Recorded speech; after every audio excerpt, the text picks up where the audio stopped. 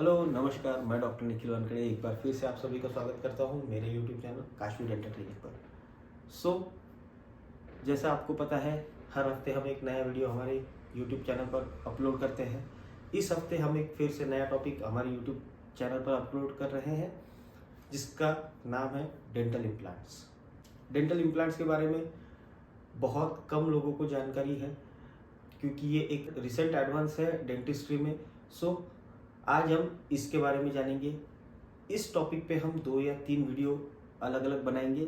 ज़्यादा समय व्यतीत ना करते हुए हम हमारे टॉपिक की तरफ मुड़ते हैं। Dental implants. डेंटल इम्प्लांट्स को अभी कुछ लोग नट बोल्ट या फिर स्क्रू के नाम से भी पुकारते हैं, लेकिन ये गलत है। डेंटल इम्प्लांट क्या है? डेंटल इम्प्लांट एक ऐसा मेडिकल डिवाइस है जो आपके जबड़े में हम सर्जिकली फिट करते हैं, और उसकी वजह से आपका जो खाने की एफिशिएंसी है, जैसे आप दांत थे तब खा सकते थे, उसी प्रकार से उतने एफिशिएंटली आप इम्प्लांट लगाने के बाद खाना खा सकते हो। प्लस जो आपका अपीयरेंस दांत जाने की वजह से थोड़ा बिगड़ गया था, वो फिर से रिस्टोर होगा। ठीक है, तो इम्प्लांट के पार्ट्स क्या क्या है, ये हमेशा पेशेंट को सवाल रहता है कि सर इम्प्लांट दिखता कैसा है, मुंह में हमारे इम्प्लांट दिखेगा क्या, वो स्क्रू दिखेगा क्या, वो स्टील का इम्प्लांट हमारे मुंह में दिखेगा क्या। तो इम्प्लांट ये टाइटेनियम के होते हैं। ठीक है, बेसिकली तो अभी मैक्सिमम इम्प्लांट टाइटेनियम के होते हैं, उसमें भी वेरिएशंस आ चुके हैं। ठीक है, तो इम्प्लांट के कुछ पार्ट्स हैं जो पेशेंट के मुंह में दिखेंगे, कुछ बोन के अंदर रहेंगे।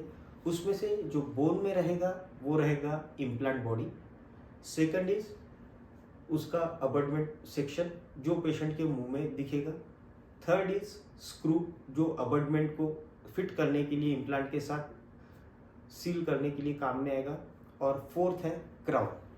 क्राउन जो है वो अबटमेंट के ऊपर लगेगा और पेशेंट के मुंह में सिर्फ क्राउन ही दिखेगा। ठीक है, तो ये 4 पार्ट है। तो इम्प्लांट हम कब करेंगे? इम्प्लांट की ज़रूरत हमें तब पड़ेगी जब हमारे जबड़े में या फिर जो हमारा मुंह है उसमें एक आधा दांत जो है वो निकल गया है या फिर टूट गया है। और अगर सामने का दांत है तो बट ऑब्वियस आप तो रिप्लेस करोगे ही, लेकिन पीछे का भी दांत है तो आपको उतने ही ज़रूरत है उसे रिप्लेस करने की, क्योंकि आप काटोगे या फिर तोड़ोगे सामने के दांत से, लेकिन चबाने वाले हो आप पीछे के दांत से। तो अगर किसी कारणवश आपकी दाढ़ या फिर दांत कोई आपका निकालने की ज़रूरत है तो इमीडिएटली आप इम्प्लांट करवा सकते हो वहीं पे। तो एक तो जब आपका एक आधा दांत गया हुआ है, या फिर अगर आपके मुंह में कोई दांत ही नहीं बचा है, आप बहुत टाइम से बिना दांतों के सिर्फ मसूड़े पे जो एल्वियोलर प्रोसेस है आपका, अगर आप उसी पे खाना खा रहे हो सालों से, या फिर कहीं पे एक आध 2 दांत बचे हुए हैं और उसी पे आप खाना खाने की कोशिश कर रहे हो, तो ऐसे वक्त पे हम पूरे के पूरे दांतों के लिए भी इम्प्लांट यूज़ कर सकते हैं, जिसको हम इम्प्लांट सपोर्टेड डेंचर भी कहते हैं। ठीक है, तो इस इम्प्लांट सपोर्टेड डेंचर के लिए रिक्वायरमेंट्स क्या रहेगी? सबसे पहले तो हम आपको कुछ मेडिकल टेस्ट करने के लिए बोलेंगे। सेकेंडली आपको CBCT एक प्रॉपर करने के लिए कहा जाएगा उस एरिया में, जिस एरिया में हम आपको इम्प्लांट लगाने वाले हैं। CBCT की ज़रूरत इसलिए पड़ती है कि उसमें कंप्यूटराइज्ड टोमोग्राफी जिसे हम कहते हैं, उसमें हम इम्प्लांट का जो एरिया है उसे स्कैन करेंगे, उसे देखेंगे किस साइज़ का, किस डायमीटर का, किस लेंथ का हमें इम्प्लांट वहाँ पे प्लेस करना है उस एरिया में, उसके बारे में जानेंगे। उस हिसाब से फिर इम्प्लांट्स को हम ऑर्डर प्लेस करके फिर आपके लिए पर्टिकुलर एक इम्प्लांट वहाँ पे लगाने के लिए हम बुलाते हैं। इम्प्लांट करने के लिए सबसे ज़्यादा ज़रूरी है आपके मसूड़े स्वस्थ रहने चाहिए। अगर आपके मसूड़े अच्छे कंडीशन में है, स्वस्थ है, तो आप इम्प्लांट कर सकते हो। सेकेंडली, अगर जो आपका बोन सपोर्ट है जबड़े में, जो आपका जॉ है उसका जो बोन है वो अच्छा है, डेंसिटी अच्छी है, अगर हाइट अच्छी है बोन की, तो आप इम्प्लांट के लिए तो आप इम्प्लांट के बारे में सोच सकते हो। इसके अलावा कुछ चीज़ें हैं जो इम्प्लांट को बहुत निगेटिवली अफेक्ट करेंगी, जैसे कि स्मोकिंग। अगर आप स्मोक कर रहे हो तो इम्प्लांट आपका डेफिनेटली फेल होने वाला है, क्योंकि स्मोकिंग की वजह से होता क्या है कि उस एरिया का पर्टिकुलरली ब्लड फ्लो जो है वो कम हो जाएगा, और ब्लड फ्लो इम्प्लांट के लिए बहुत ज़्यादा ज़रूरी है। उसको इम्प्लांट को फिक्स करने के लिए या फिर बोन में उसे एंकर करने के लिए ब्लड का बहुत एक इम्पॉर्टेंट रोल उसमें होता है, ठीक है। सेकेंडली, अगर आप टोबैको च्यूअर हो या फिर पान मसाला वगैरह अगर आप खाते हो, फिर से वही प्रॉब्लम है कि वहाँ का उस एरिया का पर्टिकुलरली ब्लड फ्लो जो है वो कम हो जाएगा, और उसकी वजह से फिर इम्प्लांट फेल होने के चांसेस फिर से बढ़ जाएंगे।